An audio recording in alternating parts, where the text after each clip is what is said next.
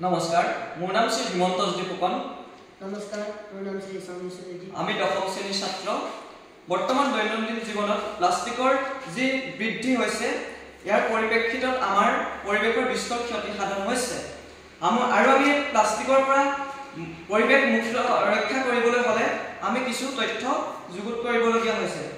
সাধাৰণতে আমি যদি চাওঁ, বৰ্তমান আমি ব্যৱহাৰ কৰা বজাৰ কৰিবলৈ যাওঁতে এনেধৰণৰ প্লাষ্টিকৰ মোনা আমি ব্যৱহাৰ কৰোঁ আৰু এই মোনা ব্যৱহাৰ কৰি এবাৰ ব্যৱহাৰ কৰাৰ পিছত আমি য'তে ত'তে পেলাই দিওঁ, ফলত আমাৰ পৰিৱেশৰ বিস্তৰ ক্ষতি সাধন হয়।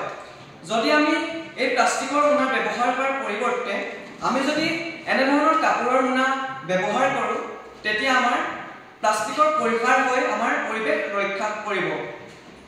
আৰু আছে, আমি বৰ্তমান সময়ত এনেধৰণৰ বিভিন্ন সামগ্ৰী মানে পেকেটিং বস্তু আমি ব্যৱহাৰ কৰোঁ আৰু আমি এই পেকেটিং বস্তু খাই য'তে ত'তে পেলাই দিওঁ।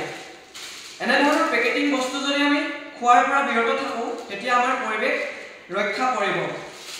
আমি বজাৰত যেতিয়া পানী বটল কিনো, আমি এনেধৰণৰ পানী বটল এবাৰ খোৱাৰ পিছত য'তে ত'তে পেলাই দিওঁ। আমি এনেধৰণৰ পানী বটল পৰিহাৰ কৰি প্লাষ্টিকৰ এনেধৰণৰ পানী বটল যদি আমি পৰিহাৰ কৰি আমি ষ্টীলৰ পানী বটল ব্যৱহাৰ কৰোঁ, তেতিয়া আমাৰ পৰিৱেশৰ পৰা পৰিৱেশ ৰক্ষা পৰিব আৰু প্লাষ্টিকৰ পৰা মুক্ত হ'ব। আমি আমাৰ পৰিৱেশটো প্লাষ্টিকৰ পৰা ৰক্ষা কৰাৰ মানসেৰে আমি এটি তথ্য যুগুত কৰি উলিয়াইছোঁ আৰু এই তথ্যসমূহ এই টোকাবহীতে আমাৰ লিপিবদ্ধ হৈ আছে। ধন্যবাদ।